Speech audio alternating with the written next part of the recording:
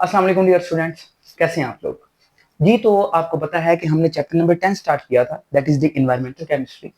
और environmental chemistry में हमने टॉपिक बाय टॉपिक डिस्कशन की थी। नेक्स्ट टॉपिक जो हमारे पास आ रहा है that is the global warming.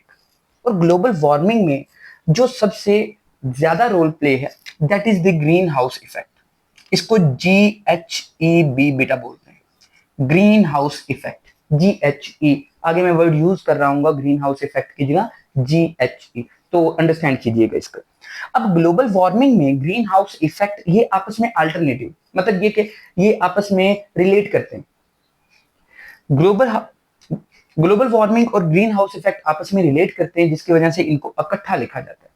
अब ग्लोबल वार्मिंग की सबसे पहले तो अगर ग्रीन हाउस इफेक्ट देखें तो पहले ग्रीन हाउस इफेक्ट पढ़ते हैं, उसके बाद हम ग्लोबल वार्मिंग की तरफ आते हैं।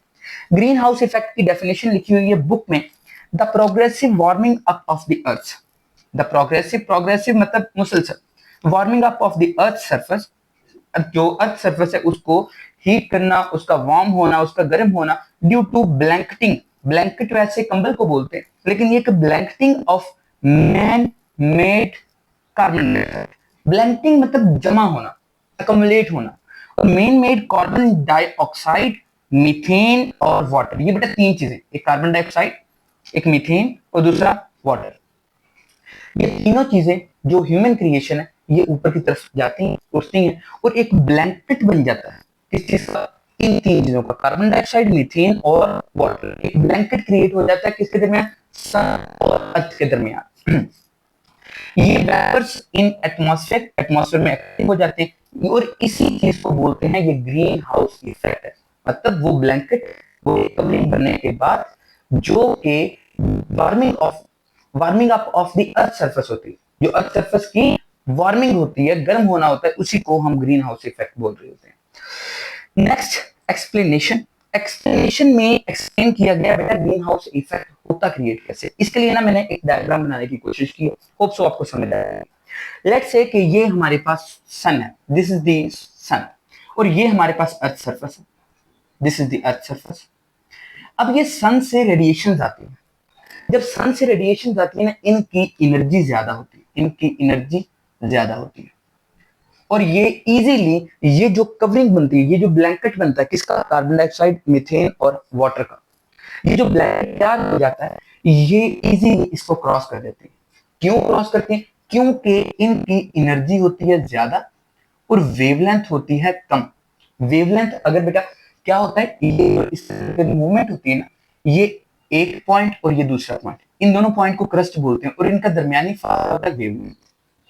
अगर वेवलेंथ कम होगी तो एनर्जी ज्यादा होगी, अगर वेवलेंथ ज्यादा होगी तो एनर्जी कम होगी। ये बेटा कॉन्सेप्ट होता है। बाकी ये कि इस चीज की समझ नहीं भी आती, सिर्फ ये याद रखना है कि जब वो आती हैं सूर्य से डायरेक्ट अर्थ की सरफेस पर, तो तब उसकी एनर्जी ज्यादा होती है। अब एनर्जी ज्यादा होने की वजह से इस ब्लैंकेट को वो क्रॉस कर पाती है। उसके बाद जब अर्थ के साथ टकराती हैं तो वापस ऊपर की तरफ उठती हैं, तो तब उनकी बेटा एनर्जी कम हो जाती है, तब उनकी एनर्जी कम हो जाती है। मतलब इधर ये वाली रेडिएशन की एनर्जी ज्यादा थी, लेकिन ये वाली रेडिएशन की एनर्जी होती है कम और वेवलेंथ हो जाती है ज्यादा। अब एनर्जी कम होने की वजह से क्या होता है कि ये दोबारा इस ब्लैंकेट को क्रॉस नहीं कर पाती। जब आती हैं तो उसकी एनर्जी का कुछ हिस्सा ये अर्थ जो है वो एब्जॉर्ब कर लेती है, और अर्थ एब्जॉर्ब करती है तो दोबारा फिर जब टकराती हैं ब्लैंकेट के साथ, रिफ्लेक्ट होने के बाद तो दोबारा फिर ट्रैप हो जाती हैं, फिर अंदर की तरफ मूव कर जाती हैं और वो उसको क्रॉस कर ही नहीं पाती। इस चीज को बेटा, ये जो ट्रैपिंग, ये जो ट्रैप हो जाती है हीट, ये अर्थ और इस ब्लैंकेट के दरमियान, इसको बोलते हैं ग्रीन हाउस इफेक्ट। और इस इफेक्ट की वजह से अर्थ की सरफेस का गर्म होना, अर्थ के एनवायरनमेंट का टेम्परेचर हाई होना, इसको बोलते हैं बेटा ग्लोबल वार्मिंग। इसको क्या बोलते हैं? Global warming. आगे ये थोड़ा सा एक्सप्लेन कर दूं मैं, उसके बाद ग्लोबल वार्मिंग की डेफिनेशन पढ़ते हैं। शॉर्ट वेव रेडिएशन, ये शॉर्ट वेव रेडिएशन कौन सी है? जो डायरेक्ट सन से आ रही है। लॉन्ग वेव रेडिएशन कौन सी है? जो अर्थ से टकराने के बाद ऊपर की तरफ जा रही है। शॉर्ट वेव रेडिएशन का मतलब कि एनर्जी ज्यादा, लॉन्ग वेव रेडिएशन का मतलब कि एनर्जी कम है। ठीक है, तो इस वजह से ये बेटा थोड़ी सी एक्सप्लेनेशन दी हुई है बुक में, ये आपने एज इट इज याद करनी है। उसके बाद ग्लोबल वार्मिंग। ग्लोबल वार्मिंग की definition, the increase in temperature of earth, the increase in temperature of earth का टेम्परेचर इंक्रीज होना due to green house effect, यानी GHE, that is the green house effect. Green house effect की वजह से अर्थ के temperature का increase होना, इसी को हम ग्लोबल वार्मिंग बोलते हैं। और आज के दौर में ग्लोबल वार्मिंग बेतहाशा बढ़ गई है। इसको आगे एक्सप्लेन करते हैं इफेक्ट्स के अंदर। ये बेटा डायग्राम से आपको समझ आ गया होगा, बुक में भी डायग्राम बनी हुई है और आपने ऐसी डायग्राम जब ये लॉन्ग क्वेश्चन अटेम्प्ट करना है ये बनानी होगी आपको। नेक्स्ट हमारे पास greenhouse gases. Greenhouse gases कौन सी हमने की? एक तो मीथेन, बहुत इंपॉर्टेंट ग्रीन हाउस गैस। सबसे ज्यादा इंपॉर्टेंट बेटा कार्बन डाइऑक्साइड की कंसेंट्रेशन होती है। Carbon dioxide is the major green house gas, जो कि कार्बन डाइऑक्साइड जमा होती रहती है और वो जो ब्लैंकेट है, ये ब्लैंकेट थिक होता है। ये ब्लैंकेट क्या करेगा? थिक होता रहेगा। थिक होता रहेगा तो टेम्परेचर जो होता है वो अर्थ का बहुत ज्यादा बढ़ जाता है। और टेम्परेचर के ज्यादा बढ़ने की वजह से सिर्फ गर्मी ज्यादा नहीं बढ़ती, बल्कि क्लाइमेट की कंडीशन डिस्टर्ब हो जाती है। और क्लाइमेट की कंडीशन जब डिस्टर्ब होती है तो तब हमारे पास गैर मौसमी सूरत हाल, जैसे कि आप देखेंगे कि बारिशों का ज्यादा होना, जो मौसम की तब्दीलियां, ये सारी चीजें ग्लोबल वार्मिंग के साथ डायरेक्टली और इनडायरेक्टली रिलेटेड है, जो कि हम आज के दौर में 2025 में फेस कर रहे हैं जी। तो sources of green house gases, ये सोर्सेज कौन कौन से, कि कहां से ये जो गैसेस हैं वो जन्म लेती हैं, कहां से क्रिएट होती हैं? Burning of fossil fuel. Burning of fossil fuel, fossil fuels कौन कौन से? ये हमारे पास कोयला है, गैस है, ऑयल है। अब ये ऑयल किसी सूरत में, diesel oil, engine oil, petrol oil, ये सारे ऑयल की किस्में।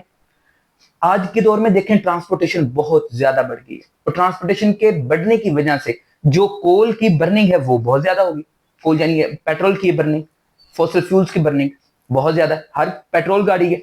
अब पेट्रोल गाड़ी के बनने की वजह से क्या होगा? कार्बन डाइऑक्साइड ज्यादा एमिट होगी। उसके बाद इंडस्ट्रीज हैं, इंडस्ट्रीज में भी यही होता है कि हम बर्निंग ऑफ फॉसिल फ्यूल्स कर रहे होते हैं, जिसकी वजह से कार्बन डाइऑक्साइड और मीथेन भी इवन के पैदा हो रही होती है। अब ये बर्निंग ऑफ फॉसिल फ्यूल से कार्बन डाइऑक्साइड बहुत ही ज्यादा बढ़ जाती है और कार्बन डाइऑक्साइड जब बढ़ती है तो वो जाकर एक्यूमुलेट कहां पर होगी? यहां पर। अब यहां पर अगर बात करें बर्निंग ऑफ फॉसिल फ्यूल से कार्बन डाइऑक्साइड, एक्चुअली जो निजाम होता है कुदरत का वो क्या है कि जैसे कार्बन डाइऑक्साइड हम एमिट करते हैं वो दरख्त पौधे एब्जॉर्ब कर लेते हैं और दरख्त और पौधे उसको एब्जॉर्ब करने के बाद हमें क्या देते हैं? Oxygen in return. ये तो कुदरत का निजाम है, लेकिन हमने डिस्टर्बेंस क्या क्रिएट की है?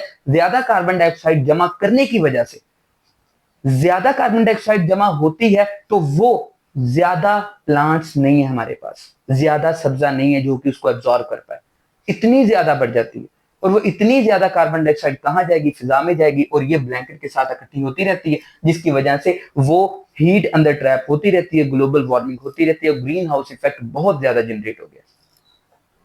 अब ये बर्निंग ऑफ फॉसिल फ्यूल्स है। उसके बाद मीथेन गैस। अब मीथेन गैस कहां से प्रोड्यूस हो सकती है? DK of vegetation. वेजिटेशन सब्जा, ये जो जड़ी बूटियां होती हैं, अगर उसको गलने सड़ने के प्रोसेस में, वेजिटेशन, राइस फील्ड, ये जो चावल की फसल होती है, इधर से भी मीथेन गैस प्रोड्यूस होती है, क्योंकि चावल की फसल होती है पानी में और पानी में जब ज्यादा देर तक स्टे रहता है पानी का तो उसमें मीथेन गैस प्रोड्यूस हो जाती है, क्योंकि उसके अंदर ही फर्मेंटेशन भी चल रही होती है और डीके ऑफ ऑर्गेनिक कंपाउंड भी हो रहा होता है और उसके अंदर बैक्टीरियल एक्टिविटी भी हो रही होती है, जिसकी वजह से मीथेन गैस प्रोड्यूस हो सकती है। तो ये ग्रीन हाउस गैसेस के सोर्सेज हैं। उसके बाद ग्रीन हाउस एक्टिविटी, ये ना आगे एक पैराग्राफ लिखा हुआ, green house effectivity, green house create कैसे होता है। अब ये ग्रीन हाउस क्रिएशन के अंदर यह पैराग्राफ आपको स्क्रीन पर भी नजर आ रहा है, इसमें एक ही चीज एक्सप्लेन की है, thick covering of carbon dioxide. जैसे कि मैंने पहले अर्ज की कि thick covering of carbon dioxide क्यों जन्म हो रही है, thick covering of carbon dioxide क्यों पैदा हो रही है, क्योंकि थिक कार्बन डाइऑक्साइड के पीछे राज यही है कि हम बर्निंग ऑफ फॉसिल फ्यूल्स कर रहे हैं, ज्यादा से ज्यादा कार्बन डाइऑक्साइड पैदा हो रही है, इधर थिक क्लाउड बन रहा है। और ग्रीन हाउस क्या होता है? हम ना एक्चुअली आर्टिफिशियल ग्रीन हाउस भी पैदा करते हैं, जैसे कि सब्जियां उगाने के वक्त हम क्या करते हैं, ऊपर से वो एक शॉपर लगा लेते हैं जो कि प्लास्टिक बैग्स होते हैं या प्लास्टिक शीट होती है, जिसकी वजह से वो आती है सूरज की रेडिएशन जो ट्रैप हो जाती हैं और फसलें अच्छी उगती हैं, जैसे कि आलू की फसल के लिए हम करते हैं या डिफरेंट फसलों के लिए करते हैं। लेकिन ये जो ग्रीन हाउस है ये हमारे लिए फेवरेबल है, लेकिन ये वाला जो ग्रीन हाउस एक बड़े लेवल पर क्रिएट हो रहा है, फेवरेबल तो है लेकिन बहुत ज्यादा थिकनेस की वजह से इस क्लाउड की, इस कवरिंग की थिकनेस की वजह से क्या होता है कि बहुत ज्यादा ग्रीन हाउस होने की वजह से एनर्जी या हीट बहुत ज्यादा जमा हो जाती है, और हीट जमा होने की वजह से माहौल में तब्दीलियां आती है और माहौल में डिस्टर्बेंस पैदा होती है। उसके बाद बेटा effect of green house effects. Green house effects के डिफरेंट इफेक्ट्स हैं जो कि हमारे लिए बहुत ही ज्यादा खतरनाक है, जिसमें सबसे बड़ा इफेक्ट क्लाइमेट चेंज है। सबसे बड़ा इफेक्ट क्या है? Climate change. और क्लाइमेट चेंज होने की वजह से क्या क्या तब्दीलियां होती हैं और क्या क्या खतरनाक सीन्स होते हैं, वो आगे हेडिंग के साथ लिखा हुआ है, जिसको आपने एक्सप्लेन करना है। स्क्रीन पर आपको नजर आ रहा है, जैसे कि स्टार्ट करते हैं जी। सबसे पहले यहां पर एक्सरसाइज के क्वेश्चन दिए हैं ना, 1 2 3 करके, उसके नीचे the effects of climate change में बी फिजिकल, इकोलॉजिकल और सोशल और economical. Followings are 4 adverse effect of the global warming. ये ग्लोबल वार्मिंग के कितने एडवर्स इफेक्ट हैं? 4। सबसे पहले rise in sea level. Sea level का बढ़ना यानी समंदर की सतह का बढ़ना। Higher temperature will make the water of the seas and oceans expand. क्या करता है? पानी की सतह को इंक्रीज करता है, ओशन को एक्सपैंड कर रहा है, समुद्र की सतह को बढ़ा रहा है। Ice melting in the Antarctic and Greenland will follow into the sea and it results in higher sea level. मतलब जब टेम्परेचर ज्यादा होगा, जो ग्लेशियर्स हैं, जो कि बर्फ जमी हुई है, वो पिघलेगी, और जब पिघलेगी तो उससे पानी बनना है, और जब पानी बनकर आएगा तो ओशन की सरफेस में इजाफा होगा, रिवर्स भर जाएंगे, और उससे ही फ्लडिंग होती है। ये जो सैलाब आते हैं ये इसी तरह बेटा आते हैं। This phenomena will threaten the low-lying coastal areas of world such as the Netherlands and Bangladesh. Bangladesh और नेदरलैंड बहुत ज्यादा डिस्टर्ब कर रहा है ये एरिया। उसके बाद increase in the rainfall. Rainfall मतलब ये कि बारिश में इजाफे का सबब। There may be enormous increase in the rainfall in a few region which may increase in the sea level. जो बारिशों की वजह से भी बारिश पानी बढ़ेगा और सी लेवल की सतह बढ़ेगी। This ultimately will cause world wide floods endangering the survival of living species. Endangering बेटा होता है कि जब खतरा इतना बढ़ गया हो कि वो खत्म होने के सबब बने। इंडेंजर वो होती हैं कि मतलब ऑलमोस्ट तबाही के दहाने पर है। उसके बाद सर्वाइवल ऑफ लिविंग स्पीशीज, जो लिविंग स्पीशीज इंसान एनिमल्स आ जाते हैं वो इंडेंजर्ड पोजीशन पर हैं इस वक्त। Effects on agriculture. एग्रीकल्चर में क्या इफेक्ट आता है? The change in weather will affect the type of crops grown in different part of the world. मतलब दुनिया की डिफरेंट जगहों पर क्या होता है, जो फसलें उगती हैं उनको चेंज कर रहा है, उनके इफेक्ट्स जो उनको एनवायरमेंट चाहिए होता है वो मिलता ही नहीं है। Some crops such as wheat and rice, जो गंदम है और चावल है, grow better in high temperature. मतलब ये ज्यादा टेम्परेचर पर ग्रो कर सकते हैं, बट लेकिन अदर प्लांट जो होते हैं वो नहीं कर सकते, लाइक मेज, मकई जिसे बोलते हैं, शुगर कैन जिसे गन्ना बोलते हैं, ये नहीं उग सकते। उसके बाद हॉट समर एंड विंटर। जो हॉट समर और विंटर है ये ज्यादा हो गए, मतलब ये कि जो गर्मी है या जो मौसम गर्मा है वो बहुत ज्यादा शदीद है, बहुत ज्यादा शिद्दत इख्तियार कर गया, बहुत ज्यादा गर्म हो गया। और जो विंटर है, जो कि सर्दी है, वो शॉर्ट हो गई है, छोटी हो गई, लेकिन बहुत ज्यादा इंटेंस हो गई है, बहुत ज्यादा सर्द हो गई है। और ये क्यों हो रही है? क्योंकि ग्लोबल वार्मिंग हो रही है। In moderate region the winter will be shorter and warmer and the summer will be longer and hotter. मतलब वो शॉर्टर भी हो गया और वार्मर भी हो गया, इसके अलावा जो समर है वो लॉन्गर हो गया और हॉटर हो गया। तो ये हमारे पास डिफरेंट एडवर्स इफेक्ट्स थे किसके? ग्लोबल वार्मिंग के। तो ये बेटा हमारे पास लॉन्ग क्वेश्चन था, जिसमें सबसे पहले हम हेडिंग देंगे किसकी? Global warming green house effect, main heading आएगी। उसके बाद ग्रीन हाउस इफेक्ट की डेफिनेशन आएगी। देन एक्सप्लेनेशन में ये सिर्फ मैंने शॉर्ट लिखा है, लेकिन बुक वाला आपने लिखना है, जिसमें short wave radiation, long wave radiation, ये सारा लिखा हुआ है। बुक पे आपको शो हो रहा होगा कि कितना पोर्शन होगा। उसके बाद ग्लोबल वार्मिंग। ग्लोबल वार्मिंग में आपने उसकी डेफिनेशन, जो कि इस वाले पैराग्राफ में जो बुक में नजर आ रही है, इसके एंड पर लिखी हुई है, लेकिन आपने अलग करके लिख देनी है।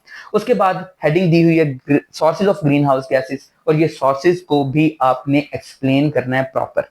उसके बाद ग्रीन हाउस एक्टिविटी, इसकी हेडिंग बुक में नहीं दी हुई, लेकिन यहां से शुरू करनी है, जो कि आपको स्क्रीन पर नजर आ रहा है। उसके बाद effect of green house effects है, जिसमें आपने ये बुक मैंने रीडिंग कर दी है सारी, और ये 4 एडवर्स इफेक्ट आपने क्लाइमेट चेंज के ऊपर हैं, जो कि ग्लोबल वार्मिंग की वजह से होते हैं, ये आपने लिखनी। तो ये बेटा आज का लेक्चर है। कोई भी कंफ्यूजन हो, कोई भी प्रॉब्लम हो तो लाजमी बताइएगा। थैंक यू सो मच, दुआ में याद रखिएगा।